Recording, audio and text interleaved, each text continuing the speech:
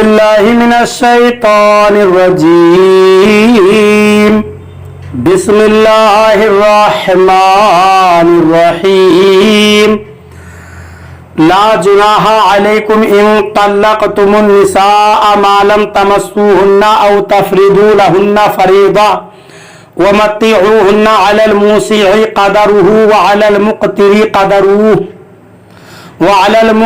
قدره متاعا بالمعروف حقا على المحسنین۔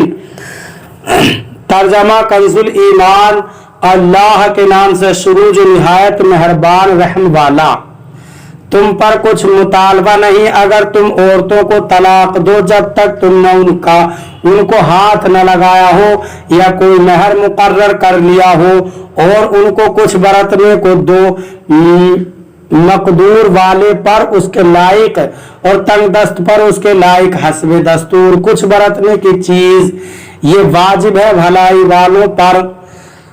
ترجمہ کنز العرفان۔ اگر تم عورتوں کو طلاق دے دو تو جب تک تم نے ان کو چھوا نہ ہو یا کوئی مہر نہ مقرر کر لیا ہو تب تک تم پر کچھ مطالبہ نہیں، اور ان کو ایک جوڑا برتنے کو دو، مالدار پر اس کی طاقت کے مطابق اور تنگ دست پر اس کی طاقت کے مطابق دینا لازم ہے۔ شرعی دستور کے مطابق انہیں فائدہ پہنچاؤ، یہ بھلائی کرنے والوں پر واجب ہے۔ معلوم تمسوہن، جب تک تم نے انہیں چھوا نہ ہو۔ آیت میں مہر کے چند مسائل کا بیان ہے۔ جس عورت کا مہر مقرر کیے بغیر نکاح کر دیا گیا ہو، اگر اس کو ہاتھ لگانے سے پہلے طلاق دے دی تو کوئی مہر لازم نہیں۔ ہاتھ لگانے سے ہم بستری کرنا مراد ہے، اور خلوت صحیحہ بھی اسی کے حکم میں ہے۔ یہ بھی معلوم ہوا کہ مہر کا ذکر کیے بغیر بھی نکاح درست ہے، مگر اس صورت میں اگر خلوت صحیحہ ہو گئی یا دونوں میں سے کوئی فوت ہو گیا تو مہر مثل دینا واجب ہے، بشرطے کہ نکاح کے بعد انہوں نے آپس میں کوئی مہر طے نہ کر لیا ہو۔ اور اگر خلوت صحیحہ سے پہلے طلاق ہو گئی تو 3 کپڑوں یعنی کرتا شلوار اور دوپٹے پر مشتمل ایک جوڑا سوٹ دینا واجب ہوتا ہے۔ یہاں آیت میں اسی کا بیان ہے، اور اگر جوڑے کی جگہ اس کی قیمت دے دے تو یہ بھی ہو سکتا ہے۔ نیز جس عورت کا مہر مقرر نہ کیا ہو اور اس کو خلوت صحیحہ سے پہلے طلاق دے دی ہو، اس کو تو جوڑا دینا واجب ہے، اور اس کے سوا ہر مطلقہ کے لیے مستحب ہے۔ علی الموسع قدرہ، مالدار پر اس کی طاقت کے مطابق دینا لازم ہے۔ امیر و غریب پر اس کی حیثیت کے مطابق جوڑا دینے کا حکم ہے، یعنی اگر مرد و عورت دونوں مالدار ہوں تو جوڑا اعلیٰ درجے کا ہو، اور اگر دونوں محتاج ہو تو جوڑا معمولی درجے کا، اور اگر ایک مالدار ہو ایک محتاج ہو تو جوڑا میانے درجے کا ہو۔ وَإِن طَلَّقْتُمُوهُنَّ مِن قَبْلِ أَن تَمَسُّوهُنَّ وَقَدْ فَرَضْتُمْ لهن فریضة فنصف ما فرضتم إلا أن يعفون أو يعفو الذي بيده عقدة النكاح وأن تعفوا أقرب للتقوى ولا تنسوا الفضل بينكم إن الله بما تعملون بصير۔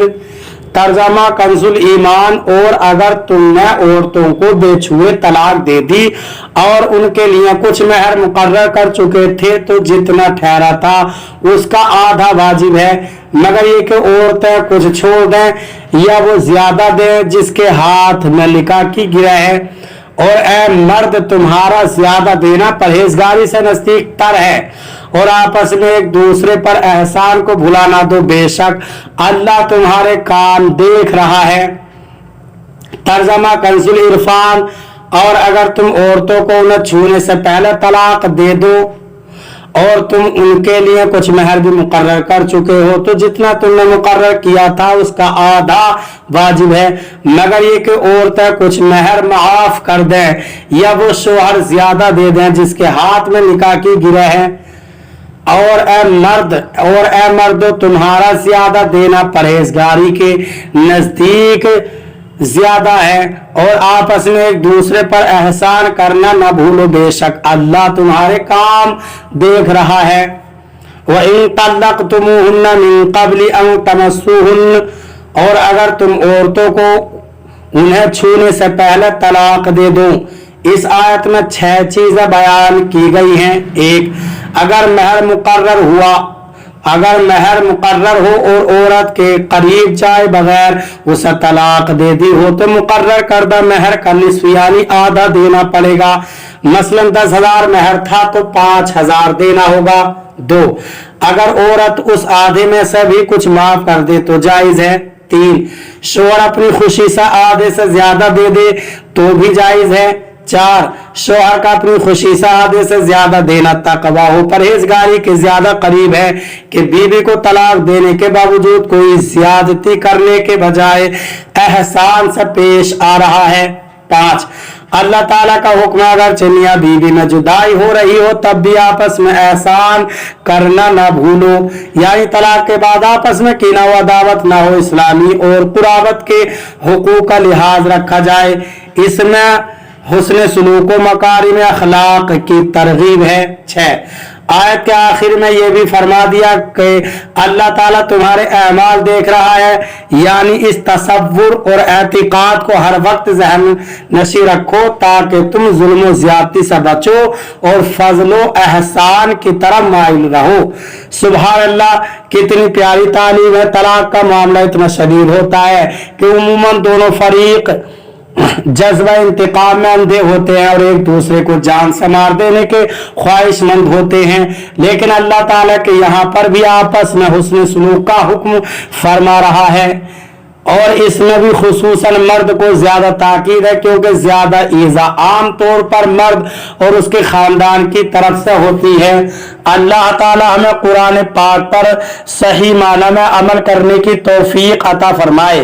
برادران اسلام، آپ تمامی حضرات سے گزارش کی جاتی ہے کہ خود بھی قرآن پاک کی تلاوت، ترجمہ اور تفسیر سماعت کیجیے، اپنے عزیز و اقارب اور رشتہ داروں کو بھی شیئر کیجیے تاکہ آپ اس کے ذریعے صدقہ جاریہ کے مستحق ہو جائیں۔